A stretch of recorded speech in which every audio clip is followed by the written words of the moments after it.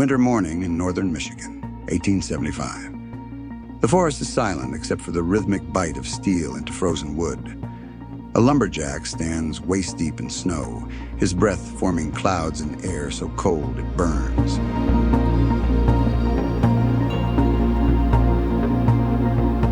His double-bit axe rises and falls with mechanical precision. 30, 40, 50 strokes to drop a white pine that's been growing for 2 centuries. By noon, he'll have felled 3 trees. By nightfall, his hands will be cracked and bleeding. His daily wage, $1.25. What was it like to destroy a continent's forests with nothing but axes and saws? And why did an entire generation of American men choose this work, knowing it would likely cripple or kill them before they reached 40?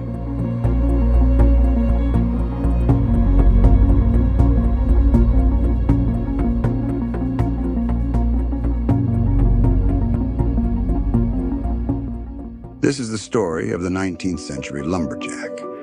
The men who built America's cities and railroads by dismantling its ancient forests, tree by hand. We'll explore their daily lives in isolated logging camps, the brutal economics that drove them, the catastrophic fires their work ignited, and the Industrial Revolution that made them obsolete. This isn't just about logging. It's about a profession that shaped the American landscape and then vanished, leaving only myths and empty forests behind. By 1850, lumber had become the largest industry in the United States, larger than textiles, larger than steel, employing more men than any other occupation except farming. The demand for timber wasn't just economic preference, it was survival.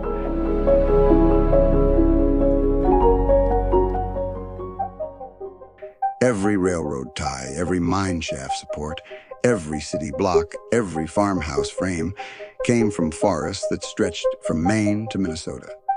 An American expansion consumed them faster than any civilization had ever consumed a natural resource. In Michigan alone, between 1840 and 1900, lumberjacks cut down over 160 billion board feet of white pine.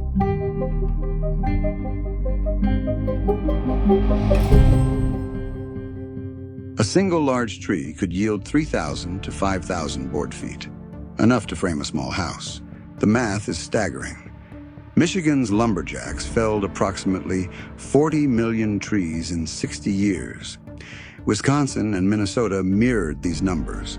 The forests of New England had already been decimated by 1850. The logging frontier moved west like a slow-motion wildfire, clearing everything in its path. This wasn't greed alone. It was infrastructure. The Transcontinental Railroad required 2,000 wooden ties per mile. Chicago, rebuilt after the 1871 fire, needed millions of board feet. Mining operations in Nevada and Colorado depended entirely on timber for shoring up shafts. Without lumber, westward expansion stops. Without lumberjacks, there is no timber. The profession existed because the entire economy rested on their backs. By the 1870s, tens of thousands of men worked in the woods. In states like Michigan and Wisconsin, 1 in 4 adult males was directly employed in logging or related industries. The lumberjack wasn't a folk curiosity, he was the engine of American growth. But who were these men? Most factory workers would refuse. A lumberjack in 1870 earned between $1 and $2 per day.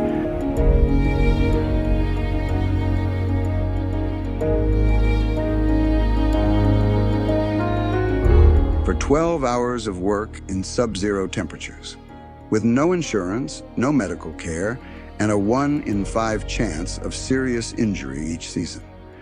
The men who took these jobs weren't desperate. They were calculating. Lumberjacking paid better than farm labor, required no land ownership, and offered quick cash for men willing to endure 6 months of hell. It attracted immigrants, drifters, seasonal workers, and young men from failing farms. It was brutal work, but it was available work.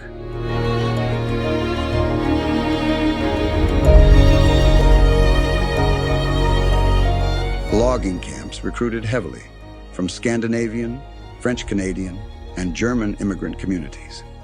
A Norwegian farmer's son could arrive in Wisconsin with nothing and leave a logging season with $150 in his pocket, enough to buy land or send money home. The work demanded no English, no education, no references. You showed up with an axe, proved you could swing it, and you were hired. The camps were polyglot. Crews spoke Swedish, Finnish, French, German, and broken English. Communication happened through gestures, curses, and the universal language of exhaustion. This turnover was deliberate. Logging companies preferred transient workers who wouldn't organize, wouldn't settle, wouldn't demand better conditions. A man who planned to leave in spring wouldn't complain about frozen feet or rotten food. The system relied on disposability.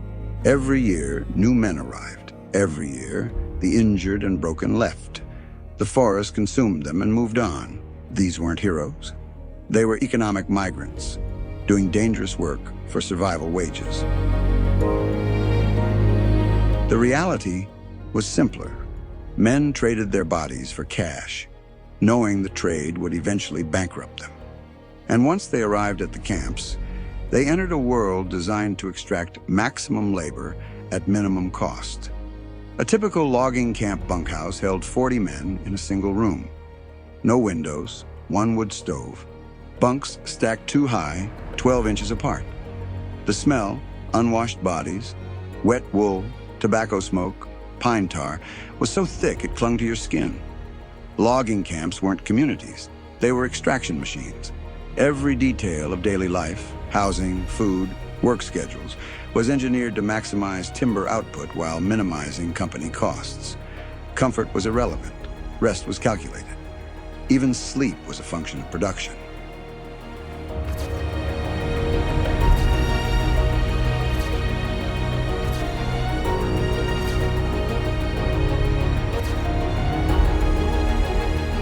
Men woke at 4:30 a.m. to the cook's bell. Breakfast was served in darkness. Salt pork, beans, bread, molasses, and coffee so strong it could strip paint. No talking at meals. Company rule. By 5:30, crews were in the forest. They worked until noon, ate a cold lunch delivered by sled, then worked until dark. Dinner at 7 p.m. More pork, potatoes, pie made with lard, and dried apples. Lights out at 9. 12 hours of labor, 7 hours of sleep, 5 hours for everything else: eating, mending clothes, thawing frozen boots. Bunkhouses had no ventilation. Men hung wet socks and shirts above the stove, creating a permanent steam bath mixed with wood smoke. Lice were universal. Bed bugs thrived in the straw mattresses. Sickness spread instantly: pneumonia, tuberculosis, dysentery. A man who couldn't work was sent down the mountain with no pay. This brutality had economic logic. Logging happened in winter when frozen ground allowed sleds to haul massive logs. Winter also meant isolation. Camps were snowed in for months. Men couldn't leave even if they wanted to. Companies controlled food, shelter, and access to the outside world. Some camps operated company stores where workers bought tobacco, soap, and clothing on credit, debt that ensured they'd return next season. The camps stripped men down to their labor value. No privacy, no autonomy, no safety net. You worked, ate, and slept. Everything else was waste. This wasn't frontier freedom. It was industrial discipline wrapped in folklore. But the real danger wasn't the living conditions, it was the work itself. Lumberjacks called certain broken branches widowmakers, dead limbs hanging 30 feet up that could drop without warning and crush a skull. Every man in camp knew someone who died that way. Most knew several.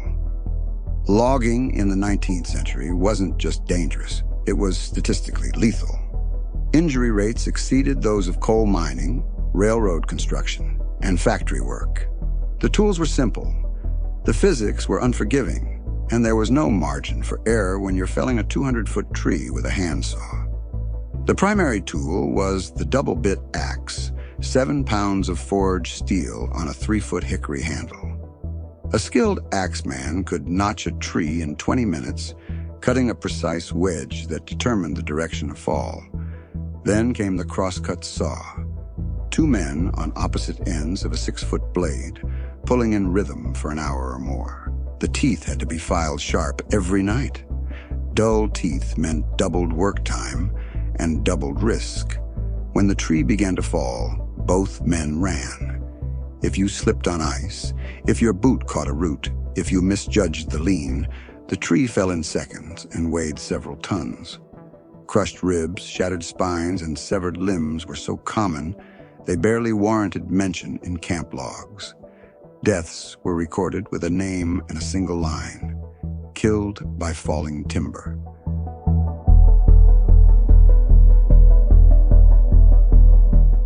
But felling was only the first danger. Logs had to be moved. Men used peavies, long poles with metal hooks, to roll logs onto sleds. A log rolling downhill could accelerate to lethal speed. Fingers, hands, and legs were caught between logs. Frostbite claimed toes and fingers every winter. Axes slipped and buried themselves in shins and feet. There were no antibiotics, no emergency rooms, no helicopters. A severe injury meant a day-long sled ride to the nearest town, if you survived that long. The companies accepted these casualties as operational costs. There was no workers' compensation, no insurance, no liability. A dead man's wages stopped the day he died. His family received nothing unless fellow workers passed a hat. The turnover rate ensured a constant supply of replacements. Safety equipment didn't exist. Logging boots had no steel toes. Hard hats wouldn't appear until the 1930s. Protection was considered weakness.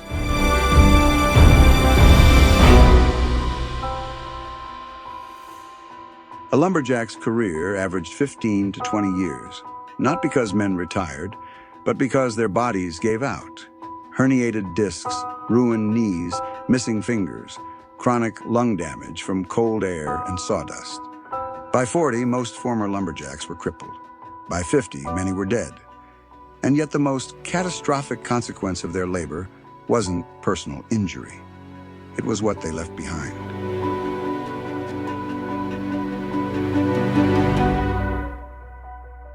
October 8, 1871. The same night Chicago burned, a firestorm swept through northeastern Wisconsin. The Peshtigo fire killed between 1,200 and 2,500 people, more than any wildfire in American history. Most victims were logging families. And the fuel for that inferno was left behind by lumberjacks. Clear-cutting created a landscape primed for catastrophe. After lumberjacks stripped forests, they left behind millions of tons of slash, broken branches, treetops, bark, sawdust. This debris dried into tinder.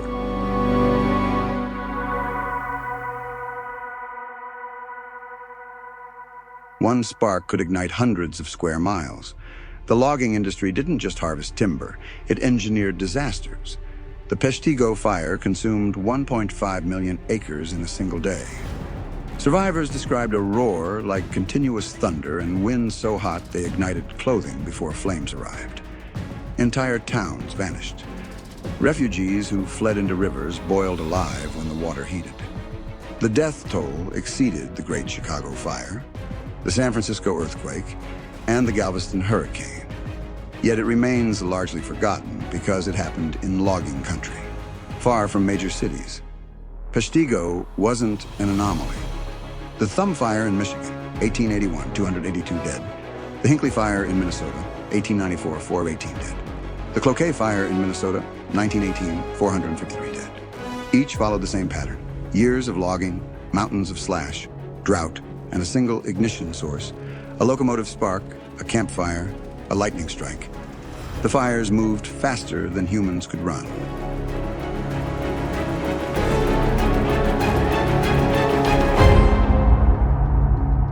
Logging companies knew the risk. They didn't care. Slash disposal cost money and time. Easier to leave it and move on. The companies operated on short-term extraction logic. Cut everything, sell it, abandon the site. By the time fires ignited, they'd already relocated to new forests.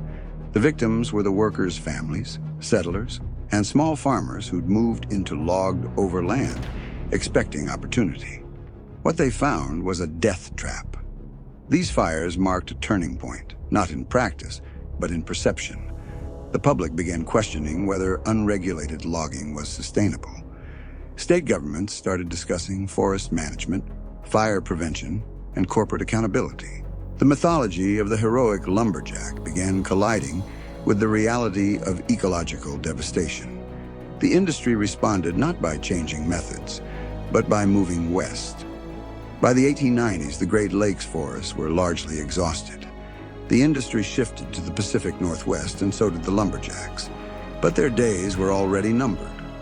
In 1905, a logging crew in Washington state felled, limbed, and hauled a single Douglas fir in 4 hours. 20 years earlier, the same tree would have required 3 days and a dozen men. The difference, a steam donkey engine, steel cables, and a narrow-gauge railroad. The manual lumberjack didn't disappear because the forest ran out. He disappeared because technology made him obsolete. The profession that had defined frontier masculinity for a century was replaced in a single generation by machines that worked faster, cheaper, and without complaint.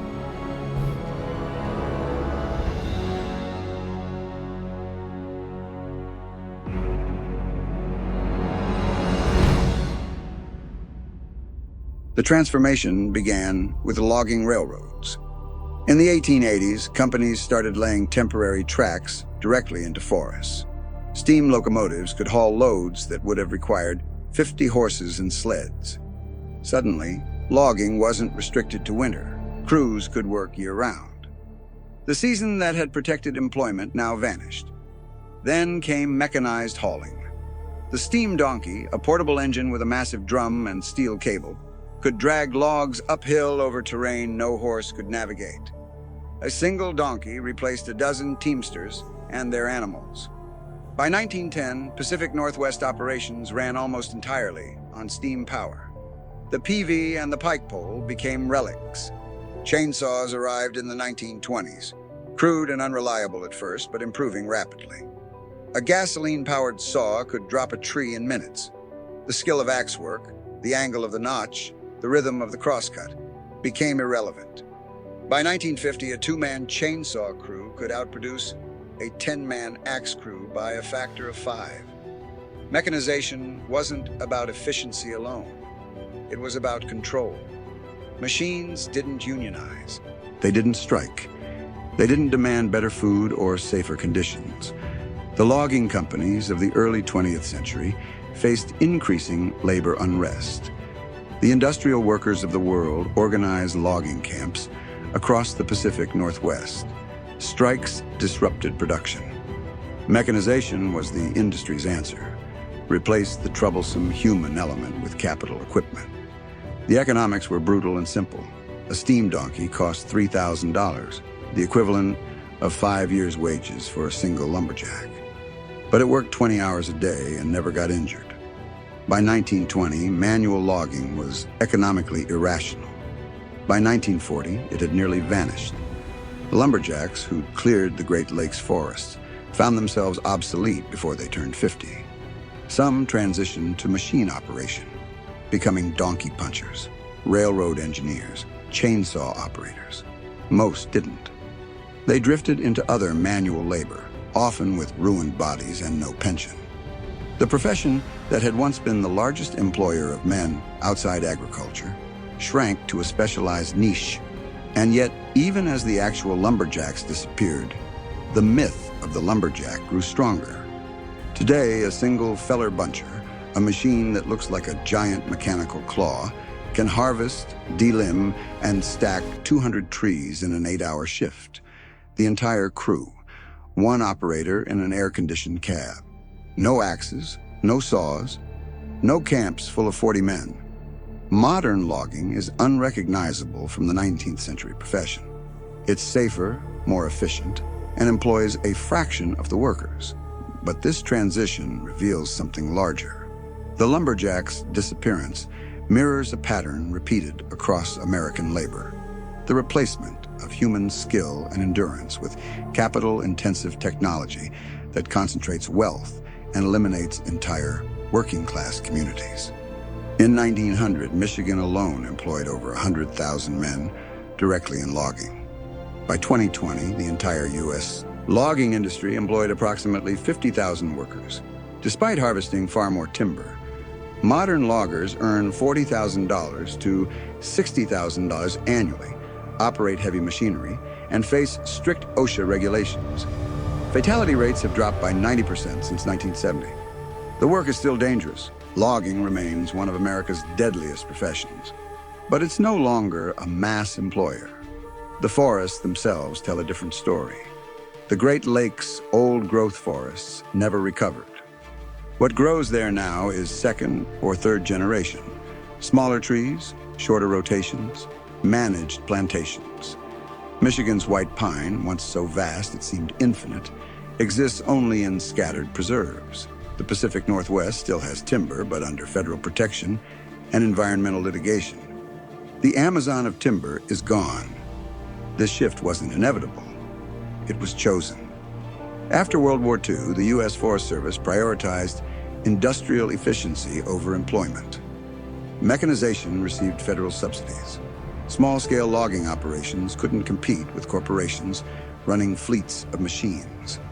The towns that had depended on logging camps, places like Manistee, Michigan, or Cloquet, Minnesota, either adapted or died.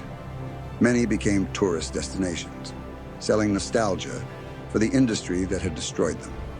The environmental movement of the 1970s added another layer. Regulations limited clear-cutting, protected watersheds, and designated wilderness areas. These were necessary corrections, but they also eliminated what remained of traditional logging work. The profession that had built America became the profession America wanted to forget. What replaced the lumberjack wasn't just machinery. It was a different economic model. Fewer workers, higher productivity, concentrated corporate ownership. The pattern echoes through coal mining, steel production, manufacturing.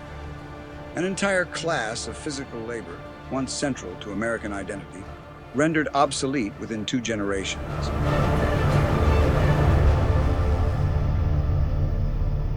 The lumberjack was simply the first to go.